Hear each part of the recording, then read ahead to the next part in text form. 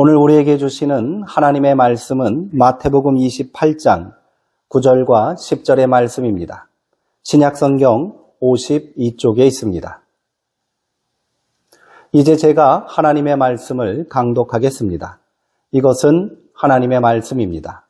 하나님의 말씀에 경청하시기 바랍니다.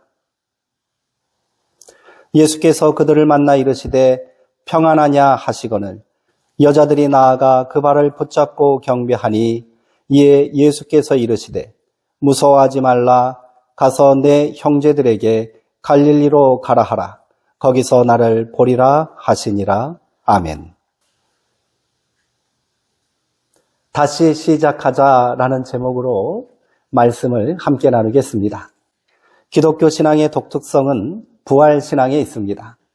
하나님의 아들인 예수 그리스도께서 십자가에서 죽으시고 3일 만에 다시 살아나셨다는 믿음입니다. 아무리 치밀하게 꾸며낸 이야기라 해도 시간이 지나면 진실이 밝혀지기 마련입니다. 단순히 꾸며낸 이야기라면 거짓은 금방 들통나겠지요. 그런데 2000년이 지난 오늘까지 고대의 지성과 과학 수준과는 비교할 수 없을 정도의 인식을 가진 수많은 현대인들이 부활을 믿고 있습니다. 그렇다면 과연 예수님은 진짜 부활하셨을까요? 이를 규명하기 위해서는 먼저 예수의 십자가 죽음이 역사적 사실이었는지를 짚고 넘어가야 할 것입니다. 물론 성경 이외에 고대 문헌이나 고고학적 증거는 없습니다.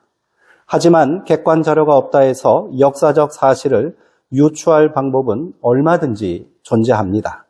예수의 십자가 사건을 기록한 복음서를 통해 맥락과 진실성을 들여다보는 것이지요. 2000년 전 기독교는 신생 종교였습니다. 누군가 예수를 추종하는 새로운 종교를 창시한다고 할 때 그가 십자가에 달려 죽었다고 하는 것과 적대자들의 음모와 포악한 로마 군인들과의 대결하여 승리하였고요. 죽지 않았다고 하는 것 중 어느 편이 더 효과적이라 생각했을까요? 당연히 후자가 아니겠습니까? 2000년 전 로마 제국에서 십자가는 오늘날 우리가 생각하는 종교적 의미를 하나도 담고 있지 않았습니다. 당시 십자가형은 가장 잔인하고 치욕스러운 형벌입니다. 그것은 명예로운 죽음을 허락하지 않는 극악하게 잔인한 형벌이었지요. 실오라기 하나 남기지 않고 벌거벗겨진 죄수는 마지막 숨이 끊어질 때까지 십자가에 달려 있어야만 했습니다. 고통스러운 죽음 후에도 그 시신을 수습하는 것은 로마법으로 강력하게 금지되었습니다. 십자가에서 참혹하게 매달린 시신은 그대로 방치되어 짐승의 밥이 되었고요. 처참하게 훼손된 시체는 로마 군인들에 의해 들판에 버려졌습니다. 로마 제국이 이토록 잔혹한 형벌을 시행한 이유는 식민지 백성을 향한 강력한 경고의 메시지를 보내기 위해서였습니다. 로마에 대항하는 자의 말로를 똑똑히 보라는 것이지요. 그래서 십자가는 지배층의 눈에는 미련하고 혐오스러운 것이었고요. 피지배층의 입장에서는 패배와 공포의 상징이 되었습니다. 초대교회가 이 둘을 다 아우르는 신앙 공동체였다는 사실을 미루어 볼 때 십자가를 앞세운 선교 전략은 지혜로운 선택으로 보이지는 않습니다. 하지만 초기 기독교는 예수의 십자가 죽음을 숨기지 않았습니다. 오히려 참혹하리만큼 생생하게 기록하고 증거하였지요. 왜일까요? 그것은 절대로 부인하거나 숨길 수 없는 분명한 역사적 사실이었기 때문입니다. 그렇게 초기 기독교인들은 십자가를 모든 속박과 굴레에서 인간을 구원할 유일한 희망이라고 믿었습니다. 그리고 너희가 십자가에 달아 죽인 그 예수가 우리의 진정한 구원자라고 선포했습니다. 이는 목숨을 걸어야 가능한 행동입니다. 십자가형을 당한 자를 추종하는 것도 모자라 그가 승리자요 구원자라고 주장하는 반역을 로마가 그대로 내버려 둘 리 없습니다. 그렇다면 예수의 제자들이 목숨을 던질 만한 용기가 있거나 신념이 있던 자들이었을까요? 그렇지 않습니다. 그들은 예수님이 체포되던 밤에 모두 도망쳤고요. 십자가에 달려 고통스럽게 죽어가는 현장에도 모습을 보이지 않았습니다. 베드로는 다른 제자들이 모두 도망쳐도 나는 절대로 선생님을 배신하지 않을 것입니다라고 장담했지요. 하지만 붙잡혀간 예수가 신문당하던 대제사장 관절을 어슬렁거리다 너도 저자와 한패가 아니냐 매섭게 추궁하는 어린 하녀에게 예수님을 모른다고 3번이나 부인하고 말았습니다. 심지어 예수님을 저주하고 꽁무니가 빠지게 도망쳐버렸지요.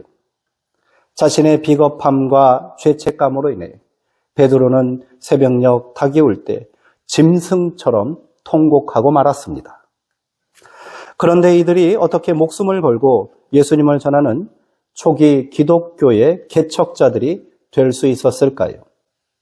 그 비밀은 바로 부활에 있습니다. 이것이 예수가 부활했다는 첫 번째 증거입니다.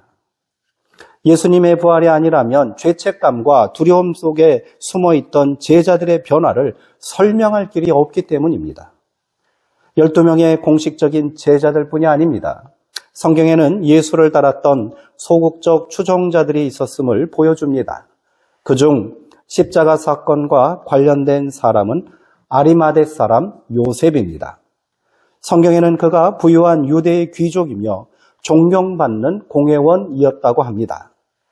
공회는 로마에 협력하여 제한적 자치권을 부여받은 유대 권력자들의 자치 조직이었습니다. 예수를 십자가에 죽이기 위해 음모를 꾸민 자들이 바로 대제사장을 우두머리로 한 공회원들이었습니다. 그 무도한 자리에 요셉도 함께 있었고요. 예수를 죽이기로 결의할 때 그도 찬성표를 던졌을 것입니다. 모든 공회의 결의는 만장일치로 결정되었기 때문입니다. 왜 예수의 추종자였음이 분명한 아리마대 사람 요셉은 불법한 재판에서 반대 의견을 내지 못했던 것일까요? 그게 인간입니다. 한없이 비겁하고 나약하기만 한 존재이지요. 제자들과 마찬가지입니다. 하지만 예수님이 십자가에 달려 숨을 거두자 요셉은 뜻밖의 행동을 결단하였습니다. 빌라도 총독을 찾아가 예수의 시체를 수습하여 장사 지낼 수 있도록 해달라고 말한 것입니다. 이것이 얼마나 위험한 청원인지 요셉이 모를 리 없습니다. 성경은 그가 당돌하게 이같이 말했다고 기록하고 있습니다. 목숨을 걸고 용기를 내어 말했다는 뜻입니다. 그의 당돌함에 놀란 것일까요? 아니면 그가 엄청난 뒷돈을 제시했기 때문일까요? 빌라도 총독은 스스로 로마법을 깨고 예수의 시체를 장사 지내도록 허락하였습니다. 그렇게 요셉은 자신을 위해 준비했던 돌무덤에 예수님의 시신을 모실 수 있었습니다. 이 일이 얼마나 큰 결단인지 생각해 보십시오. 요셉은 더 이상 공회원의 지위도 귀족의 신분도 누릴 수 없게 되었습니다. 말 그대로 자기의 모든 것을 버리고 예수님의 시체를 얻은 것입니다. 무엇이 요셉을 당돌하게 변화시킨 것일까요? 예수의 십자가 죽음을 깊이 애도하는 마음만으로도 요셉은 이미 부활의 역사를 살게 된 것이 아닐까요? 이런 사람이 또 한 명 있습니다. 바로 예수님의 십자가형을 감독했던 로마의 하급 장교입니다. 성경에는 그의 이름도 나오지 않습니다. 그저 한 백부장이라고만 전합니다. 오전 9시에 십자가에 못 박은 예수가 오후 3시에 운명하는 순간까지 그는 극도의 긴장감을 가지고 골고다 언덕에 모인 수많은 유대 군중들을 주시하고 있었을 것입니다. 그렇게 적대감과 두려움 속에 6시간을 보낸 후 부하들에게 명령해 군중을 해산시키고 막사로 돌아가려 한 순간 거친 숨을 내쉬며 마지막 절규를 토해내는 예수님의 음성을 듣게 되었습니다. 다 이루었다. 그 순간 백부장의 입에서 놀라운 고백이 터져 나왔습니다. 이 사람은 진실로 하나님의 아들이었도다. 그는 그저 명령에 따라 십자가 처형을 감독하고 있었을 뿐입니다. 하지만 그 현장에 있었다는 사실만으로도 그의 내면에 놀라운 변화가 일어난 것이지요. 성경이 그의 이름을 밝히지 않고 이 사건을 분명히 기록한 이유가 무엇이겠습니까? 이 일이 있은 후에 그가 신실한 기독교인으로 살았기 때문이라고 밖에 설명할 길이 없지 않습니까? 또 다른 증거는 부활을 목격한 증인들에 관한 것입니다. 그 중에 첫 번째 증인이 중요하지 않겠습니까? 그렇다면 다시 살아나신 예수를 맨 처음 목격한 사람은 누구일까요? 그 사람은 모두가 신뢰할 만한 인물이어야 하고요. 누구보다도 진실하고 영향력 있는 사람이어야 할 것입니다. 그런데 놀랍게도 성경은 그 첫 번째 증인이 막달라 마리아를 비롯한 여인들이었다라고 기록합니다. 당시 유대법에 의하면 여자는 증인이 될 자격이 없었다고 합니다. 여자들은 지혜가 부족하고 그 말을 신뢰할 수 없기에 절대로 법적 증인이 될 수 없다고 생각했던 시대입니다. 더군다나 막달라 마리아는 더러운 귀신 들렸던 창녀였다는 소문까지 돌던 여자입니다. 예수님이 자신의 부활을 증언할 사람을 미리 정하셨다면, 그래서 막달라 마리아와 여자들을 그 첫 번째 증인으로 만드셨다면 과연 현명한 선택이었다고 말할 수 있을까요? 오히려 자기를 죽인 대제사장이나 비겁하게 이들과 타협한 빌라도 총독 앞에 나타나 내 이놈! 하고 호통을 치는 것이 더 극적이고 효과가 있지 않았겠습니까? 그러나 만약에 그랬다면 부활의 예수님은 사람들에게 그저 공포의 대상으로밖에 인식되지 않았을 것이 분명합니다. 이제 성경이 기록한 대로 막달라 마리아와 여인들에게 주목해 보십시오. 이들은 예수님이 죽은 지 3일째 되는 새벽에 무덤을 찾아갔습니다. 하지만 그들이 부활하신 예수님을 만나러 간 것은 아닙니다. 예수님의 시체를 제대로 장사 지내지 못한 것이 안타까워 그 시신의 향품이라도 바르려고 몰래 길을 나섰던 것입니다. 그녀들의 걱정은 무덤 입구를 막고 있는 큰 돌을 어떻게 옮길까 하는 것뿐이었습니다. 그러나 여인들이 무덤에 도착했을 때 무덤 문은 열려 있었습니다. 그리고 들어가 보니 시신이 있어야 할 자리에 예수님이 없었습니다. 또다시 밀려오는 절망과 슬픔에 여인들은 오열할 수밖에 없습니다. 그때 흰옷을 입은 청년이 무덤에 앉아 있는 것을 보게 되었습니다. 그가 누구인지는 알 수 없으나 사람이 아닌 것은 분명해 보입니다. 청년이 말했습니다. 두려워하지 마세요. 당신들이 십자가에 못 박힌 나사렛 예수를 찾는군요. 그분은 여기 계시지 않습니다. 전에 그분이 내가 다시 살아나 너희보다 먼저 갈릴리로 가 있을 것이다 하신 말씀을 기억하십시오. 여자들은 넋이 나갔을 것입니다. 도무지 어찌된 영문인지 알 길이 없습니다. 그저 소스라치게 놀라 무덤에서 달아날 수밖에 없지요. 그 순간 부활하신 예수님이 여인들 앞에 나타나셨습니다. 정신을 놓고 울먹이느라 앞에 있는 사람이 누군지도 모르고 있는 여인들에게 예수님은 말씀하셨습니다. 평안하냐? 부활하신 예수님께서 처음으로 하신 말씀입니다. 평안하냐라는 말은 유대인들이 일상적으로 하는 인사말인 샬롬입니다. 우리말로 안녕하십니까? 잘 지내셨지요? 라고 생각하면 딱 맞습니다. 죽음에서 다시 살아난 놀라운 기적을 만든 사람에 비해서 처음 나온 말치고는 너무나 평범하지 않습니까? 우리는 막달라 마리아가 어떤 삶을 살았는지 정확히 알 수 없습니다. 하지만 분명한 것은 그녀에게 예수님은 인생의 전부와도 같은 존재였다는 사실입니다. 그런 예수님이 십자가에서 비참하게 돌아가셨습니다. 제자들이 있어야 할 자리에 예수님의 모친인 마리아와 막달라 마리아 또 다른 여인이 지키고 있었습니다. 마치 자신의 몸이 십자가에 달린 것만 같았겠지요. 마치 한 우주가 사라져버린 것만 같습니다. 그렇게 여인들은 3일간 온종일 눈물로 보냈을 것입니다. 살아있다나 죽은 것이나 마찬가지입니다. 그런데 예수님은 안녕하십니까? 잘 지냈지요? 인사하며 다가오십니다. 많은 말이 필요 없습니다. 그 순간 막달라 마리아에게 새로운 생명의 힘이 꿈틀거렸고요. 부활의 새 삶이 시작된 것입니다. 절망의 자리가 소망의 자리가 되었습니다. 비통함과 무기력함만 남아있던 심령에 새 생명의 환호와 새로운 삶의 의지가 채워졌습니다. 그렇게 의례적으로 들었던 평범한 일상의 언어가 새로운 삶을 시작하는 축복과 격려의 언어가 되었습니다. 부활은 하나님의 아들이신 예수 한 사람에게만 일어난 초자연적인 기적이 아닙니다. 그것은 죽은 것만 같은 우리네 인생도 다시 일어나는 새 삶의 시작입니다.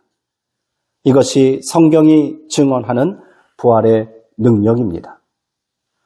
부활하신 예수님을 만난 사람들은 단순한 부활의 목격자가 아닌 부활의 증인된 삶을 살게 됩니다.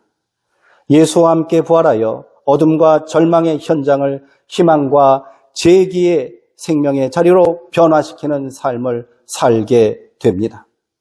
예수님은 당장에 생명의 삶에 동참하라고 여인들에게 명령하셨지요. 무서워하지 말라.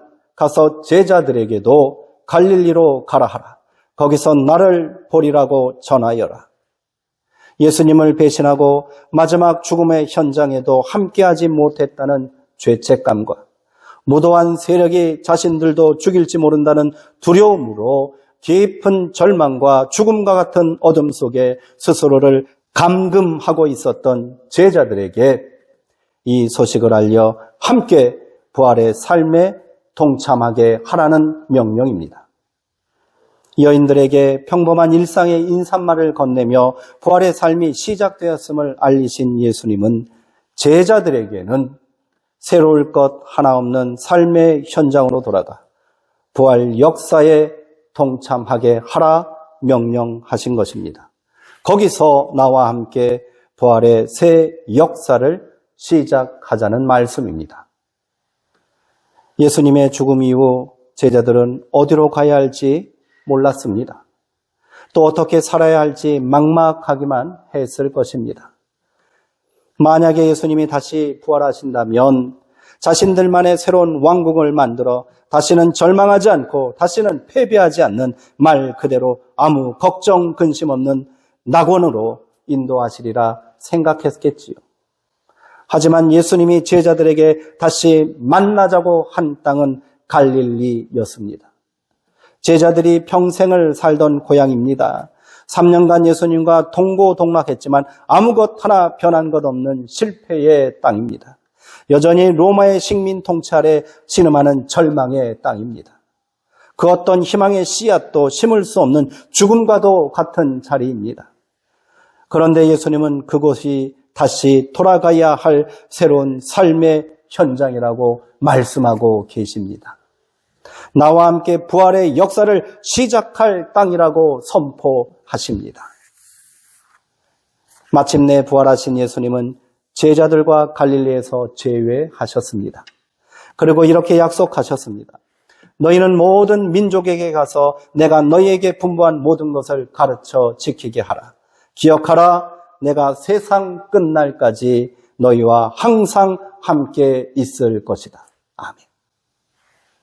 분명한 것은 이후 제자들 모두 부활의 증인이 되었다는 사실입니다. 이들은 더 이상 목숨을 구걸하는 비겁한 겁쟁이가 아닙니다. 절망의 땅에 하나님 나라의 소망을 세우고 죽음과 같은 인생을 사는 이들에게 부활의 참 생명이 시작되었음을 전파하는 자들이 된 것입니다. 모두가 예수님처럼 참혹한 죽음을 당했지만 죽는 순간까지 초계와 같이 목숨을 내던지며 부활의 증인된 삶을 살았습니다. 예수가 부활하지 않았다면 절대로 일어날 수 없는 일들입니다. 그렇게 부활을 믿는 사람들은 말이 아닌 삶으로, 이상이 아닌 현실로 부활을 산 사람들인 거지요. 신의 아들뿐 아니라 자기들에게도 부활의 역사가 시작되었음을 몸으로 증언한 사람들입니다. 그 힘이 기독교가 있게 한 믿음의 원천입니다. 그것이 진실하기에 그 어떤 박해와 위험 속에서도 기독교 신앙은 사라지지 않았던 것입니다. 그 신앙이 지금까지 우리의 믿음을 지탱하는 절대 희망, 영원한 소망이 된 것입니다. 부활 신앙은 유별난 것이 아닙니다. 부활의 증거도 특별한 것이 없습니다. 성경에서 말하는 부활이라는 용어 자체가 특별하지도 않습니다. 다시 일어나라라는 뜻을 가진 말이 성경에 기록된 부활의 공식적 표현입니다. 기독교 신앙 자체가 부활의 증거이며 그 믿음으로 오늘을 사는 사람들이 부활의 증인들입니다. 어떤 이들은 평범한 일상의 언어만으로도 누군가의 삶에 생명을 불어넣어 줍니다. 또 어떤 이들은 모두가 버린 불모의 땅에 다시 희망의 씨앗을 심고 있습니다. 모두가 자기만 생각하고 사는 세상에서 타인의 눈물과 아픔을 보듬는 사람들이 있습니다. 폭력과 불의가 판치는 역사의 현장에서 평화와 정의를 세우려 자신을 희생하는 이들이 있습니다. 모두가 부활의 증인들인 것이지요. 어제와 다른 오늘을 지금 여기서 다시 시작하는 것이 부활입니다. 그 시작에 예수님이 함께 하심을 믿는다면 그것이 바로 확실한 부활의 증거입니다. 그 믿음의 자리에 여러분이 함께 하시길 진심으로 소망합니다. 또 실패하고 좌절할지라도 다시 일어설 수 있는 재기의 희망이 여기에 있습니다. 지금까지의 삶의 모습과 형편이 어떠했는지는 더 이상 중요하지 않습니다. 참된 진리를 품고 다시 시작하면 되는 것입니다. 죽어서 천국 가는 것만이 부활이 아닙니다. 진정한 부활은 내가 지금 서 있는 일상의 현장에서 평범하기만 한 우리네 언어 속에서 혼자가 아닌 함께하는 모든 삶의 자리에서 지금도 일어나고 있습니다. 부활은 다시 새 생명의 삶을 사는 오늘의 역사이기 때문입니다. 그런 삶의 주인공이 되십시오. 그 삶의 시작을 저희가 함께 하겠습니다. 평안하십시오. 그리고 지금 서 있는 삶의 자리에서 부활의 삶을 사십시오. 그 길에 부활의 첫 열매 되신 예수님께서 반드시 함께 하실 것입니다. 기도하겠습니다. 생명의 하나님, 예수 그리스도를 죽음의 자리에서 다시 일으켜 세우시고 부활 생명의 역사를 열어주셨습니다. 우리가 그 믿음으로 이 땅을 살고 있습니다. 그 생명의 자리로 우리를 불러주시고 그곳에 서게 하셨습니다. 이제 절망의 땅에서 다시 시작하게 하옵소서. 이제 좌절의 현장에서 다시 희망을 품게 하옵소서. 이제 죽음과 같은 삶의 자리에서 생명의 역사를 만들게 하옵소서. 주께서 영원토록 우리와 함께 하신다는 약속을 믿고 우리도 그 길을 믿음으로 걸어가게 하옵소서. 예수님의 이름으로 기도하옵나이다. 아멘.